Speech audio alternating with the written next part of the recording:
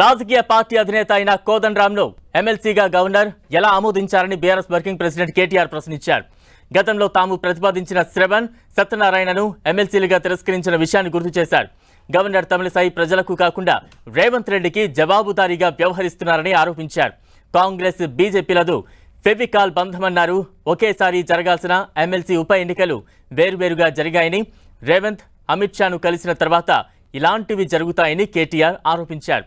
BRS భవన్లో జరిగిన జెండా ఆవిష్కరణ కార్యక్రమంలో కేటీఆర్ పాల్గొన్నారు.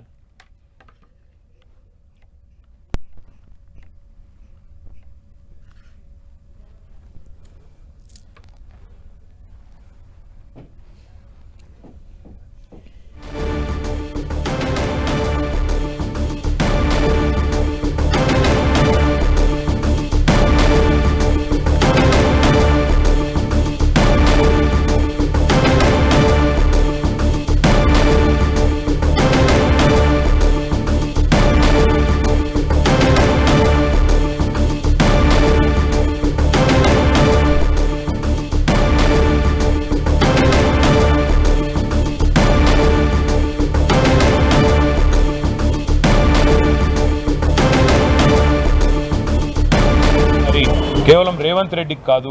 అందుకే నేను గవర్నర్ గారిని డిమాండ్ చేస్తా ఉన్నా, ఏ రకమైన విచక్షణతోని మీరు ఒక రాజకీయ పార్టీ అధ్యక్షుడికి ఇవాళ ప్రభుత్వం నామినేట్ చేసి మీకు పంపితే మీరు ఆమోదించారు. ఆనాడు ఉన్న అభ్యంతరాలు ఈరోజు ఎందుకు లేవు? మీకేమైనా కాంగ్రెస్ బీజేపీ మ్యాచ్ ఫిక్సింగ్లో భాగంగా మీకున్న ఫెవికాల్ బంధంలో భాగంగా ఇది జరిగిందా? గవర్నర్ గారు రాష్ట్ర ప్రజలకు చెప్పాలి. కాంగ్రెస్కు జాకీలు పెట్టి లేపుతున్నది, కాంగ్రెస్కు ఇతోధిక సహాయం అందిస్తున్నది. ఇవాళ గవర్నర్ గారు క్షణాల మీద ఆగమేఘాల మీద ఎమ్మెల్సీ నామినేషన్లను ఆమోదించిన పద్ధతి చూసినా కానీ, లేదా మొన్న 2 ఉప ఎన్నికలు ఒకేసారి నిర్వహించకుండా 2 అలగలగ్ నిర్వహించిన పద్ధతి చూస్తే కానీ స్పష్టంగా అర్థమవుతున్నది కాంగ్రెస్ బీజేపీ ఫెవికాల్ బంధం ఏదైతే ఉన్నదో. మన బండి సంజయ్ గారు కూడా బాహాటంగా చెప్పారు కదా, స్పష్టంగా చెప్తున్నాడు ఆయన, మీరు మేము కొట్టుకుంటూ కాదు, ముందు బీఆర్ఎస్ను ఖతం చేద్దాం అనే మాట మాట్లాడుతున్నాడు. ఇక్కడ గుంపు మేస్త్రి గారు కూడా అదే మాట్లాడుతున్నారు.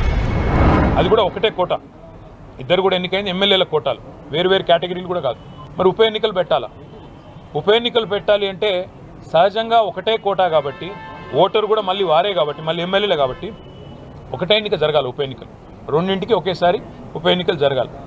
ఏం జరిగిందో మరి ఢిల్లీలో మతలబు రేవంత్ రెడ్డి గారు పోతారు, అమిత్ షా గారిని కలుస్తారు, గంట తర్వాత బులెటిన్ వస్తుంది, 2 ఎమ్మెల్సీలకు వేరువేరుగా ఎన్నికలు జరగాలి. ఎందుకు 2 వేరువేరు ఎన్నికలు? చూస్తుంటే ఒకటే అనిపిస్తూ ఉంది, ఈ ప్రభుత్వంలో ఉండే పెద్దలను చూస్తుంటే ఒకటే అనిపిస్తూ ఉన్నది. వారు మాటికి మమ్మల్ని అంటూ ఉన్నారు, మీరు ఇంకా అధికారంలో ఉన్నట్టుగా భావిస్తున్నారు అంటున్నారు. కానీ వాస్తవం ఏంటంటే వాళ్ళు ఇంకా ప్రతిపక్షంలోనే ఉన్నామనుకుంటున్నారు, మేము అధికారంలో ఉన్నామనుకుంటున్నారు. అందుకే వాళ్ళు చూస్తే మీరు మా మీద ఆడిపోసుకుంటున్నారు. మీకు అధికారం ఇచ్చి 45-50 రోజులు అయ్యింది, మమ్మల్ని ఆడిపోసుకోవడం ఎందుకు, మమ్మల్ని తిట్టిపోసుకోవడం ఎందుకు? శాతనైతే మీరు ఇచ్చిన 420 హామీలు నెరవేర్చండి, శాతనైతే సేవ ఉంటే ప్రజలకు ఇచ్చిన హామీలు నెరవేర్చండి. వారు మమ్మల్ని వ్యక్తిగతంగా ఎంత దూషించినా, మాకు రాజకీయాల్లోకి వచ్చిన తర్వాత మీకు తెలుసు, ఈ దూషణలు ముఖ్యంగా ఇట్లాంటి కుసంస్కారమైన వ్యక్తులు ఉన్నప్పుడు తప్పవు. పదవి కాలాన్ని పొడిగించండి అని నేను డిమాండ్ చేస్తూ ఉన్నాను. మా పార్టీ తరఫున తప్పకుండా మీరు చేస్తారని చెప్పి కూడా ఆశిస్తూ ఉన్నాను. గౌరవ సర్పంచ్లకు కూడా నేను చేసే విజ్ఞప్తి ఒకటే, ఈ ప్రభుత్వం ఇవాళ 30 తారీఖు లోపల మరి ప్రజల చేత ఎన్నుకోబడ్డ ప్రజాప్రతినిధులను కాదని ఇవాళ ఉద్దేశపూర్వకంగా వాళ్ళు మరి కొంతమంది వాళ్ళ తొత్తులను పర్సన్ ఇన్ఛార్జీలుగా పెట్టుకొని నడిపించాలనే ఒక ప్రయత్నం ఏదైతే చేస్తున్నదో ఇది వాంఛనీయ పరిణామం.